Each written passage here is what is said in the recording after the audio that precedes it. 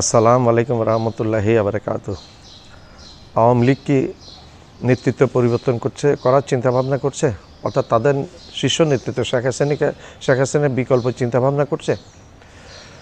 একটু জানতে পারলাম সেটা চিন্তাভাবনা করছে তারা।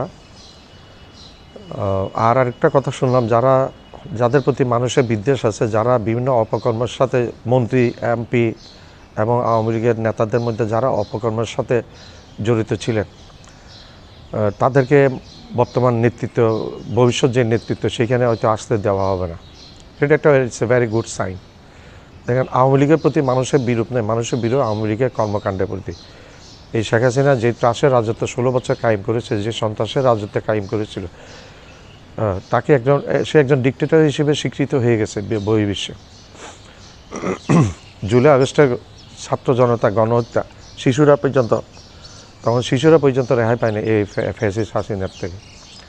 তো আওয়ামী লীগ যদি বিকল্প চিন্তা করে হাসিনাকে বাদ দিয়ে এবং নতুন ইয়াং জেনারেশন তারা দেওয়ার চিন্তা ভাবনা করছে, এটা it's a very good sign. তারা নতুন জেনারেশন, মানুষ হয়তো ভবিষ্যতে এমন হইতে পারে, মানুষ গ্রহণ করতে পারে যদি পজিটিভ সাইন থাকে তাদের মধ্যে। আগের আবহাওয়া বিরাজমান না রাখলে, পজিটিভ সাইন থাকলে তাদেরকে গ্রহণ করবে। রাজনীতিতে শেষ বলে কোনো কিছু নেই, ইতি বলে কোনো কিছু নেই।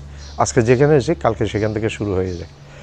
তো এখন আওয়ামী লীগের মধ্যে যদি আমার একটা কথা যেটা আমি মনে করি সাধারণ নাগরিক হিসেবে, যদি আওয়ামী লীগের মধ্যে নেতৃত্বে কোনো শেখ মুজিবের কোনো পরিবারের কেউ আসে এবং আত্মীয় স্বজন কেউ আসে, তাইলে কিন্তু মানুষ এটা ভালোভাবে গ্রহণ করবে না। মানুষ আওয়ামী লীগের মধ্যে আওয়ামী লীগকে পরিবারতন্ত্রের বাইরে মানুষ দেখতে চায়। মুজিব পরিবারের কাউকে এখন কাকে দিবেন? সবগুলো তো দুর্নীতিগ্রস্ত, সবগুলো তো টাকা পয়সা বাইরে, সবগুলো এখান থেকে পালিয়ে গেছে। দুর্নীতি না করলে এখান থেকে পালিয়ে যেতে পারতো না। আইবির রহমানকে পালিয়ে গেছে, আইবির রহমান তো ছিল, এবং তারেক সরকার এসে তাকে জামিন দিয়েছে, ছাড়া পেয়েছে জেল থেকে। এরকম আরও ছাড়া পাচ্ছে, তারা পালিয়ে যায়নি। তো দুর্নীতি না করলে এবং এখানে বিভিন্ন রকম ক্রাইম, হত্যাকাণ্ড, বিভিন্ন রকম কিছুর সাথে জড়িত না থাকলে পালিয়ে যাবে কেন? আমার প্রশ্ন সেখানে। তো বাংলাদেশের মানুষ এখানে আওয়ামী লীগ একটা পরিবারতন্ত্র নিয়ে চিন্তাভাবনা করে, বিএনপি পরিবারতন্ত্র নিয়ে চিন্তাভাবনা করে, এরশাদও জাতিবাদী পরিবারতন্ত্র নিয়ে চিন্তাভাবনা করে। আমি কারো দালালি করি না, কারো পক্ষেও বলি না, যেটা সত্য সেটাই বলি। জামাত কিন্তু পরিবারতন্ত্র না। জামাতের মধ্যে তাদের মসজিদের শুরু আছে, তাদের ভিতরে গণতন্ত্র চর্চা অনেক বেশি, তাদের একটা সিস্টেমের মধ্যে তারা চলে, তাদের মধ্যে পরিবার।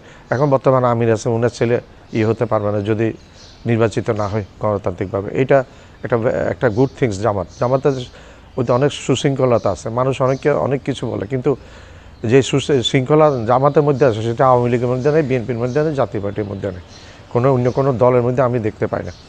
তখন মূল প্রসঙ্গে আসা যাক। শেখ হাসিনাকে বাদ দিয়ে যদি আওয়ামী লীগ নতুন ইয়াং জেনারেশন, মুজিব ফ্যামিলির বাইরে ইয়াং জেনারেশন দিয়ে সুষ্ঠু এবং ভালো লোক দেয়, এবং যার মধ্যে কোনো কালিমা নাই, যার মধ্যে কোনো দাগ নাই, ক্রাইমের দাগ নাই, দুর্নীতির দাগ নাই, স্বেচ্ছাচারিতার দাগ নাই, সন্ত্রাসের দাগ নাই, সেরকম নেতৃত্ব দিলে, গ্রহণযোগ্য নেতৃত্ব দিলে মানুষ অবশ্যই গ্রহণ করবে।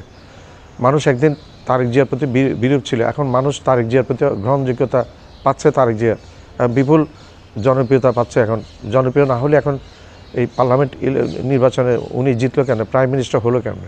তো এগুলা রাজনীতিতে শেষ বলে আমি একটু আগে বলেছি, রাজনীতিতে শেষ বলে কোনো কথা নেই। রাজনীতিতে আজকে যেখানে শেষ, পরের মুহূর্তে সেখান থেকে শুরু হয়ে যেতে পারে। তো বিকল্প চিন্তা আওয়ামী লীগকে করতে হবে, এবং গণতান্ত্রিক দলের মধ্যে গণতান্ত্রিক পুরো 100% গণতান্ত্রিক ধারা বজায় রাখতে হবে। ডেডিকেটেড কর্মীদেরকে উত্তর দিতে হবে, তাদেরকে নেতৃত্বে আনতে হবে। আওয়ামী লীগের সবাই খারাপ না, আওয়ামী লীগের 5 to 6% খারাপ ছিল, যারা ভারতে পালিয়ে গেছে। কিন্তু তারা পালিয়ে গিয়ে স্বয়ং সাবেক প্রধানমন্ত্রী শেখ হাসিনা সব পালিয়ে গিয়ে বাকি নেতাকর্মীদেরকে দুঃসহ জীবনের মধ্যে ফেলে দিয়ে গেছে।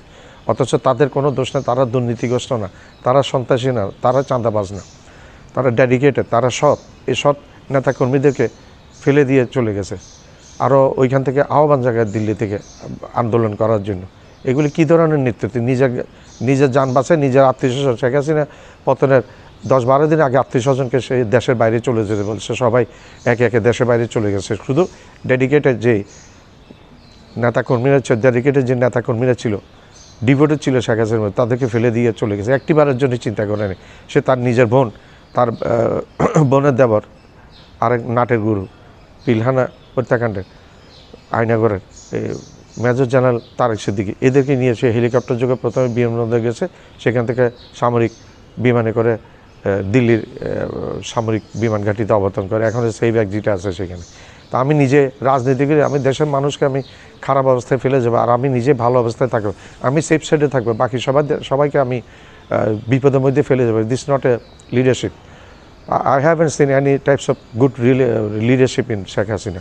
So try to select a neutral person and a very fresh, যারা নতুন তাদেরকে সিলেক্ট করা, আওয়ামী লীগের নেতৃত্বে নিয়ে আসা, ইয়াংদেরকে নেতৃত্বে নিয়ে আসা। আগে বলছে যারা দুর্নীতিগ্রস্ত না, যাদেরকে মানুষ গ্রহণ করবে সেই ধরনের, এবং পরিবর্তন বাইরে চলে যেতে হবে আওয়ামী লীগকে, এর কোনো বিকল্প নেই।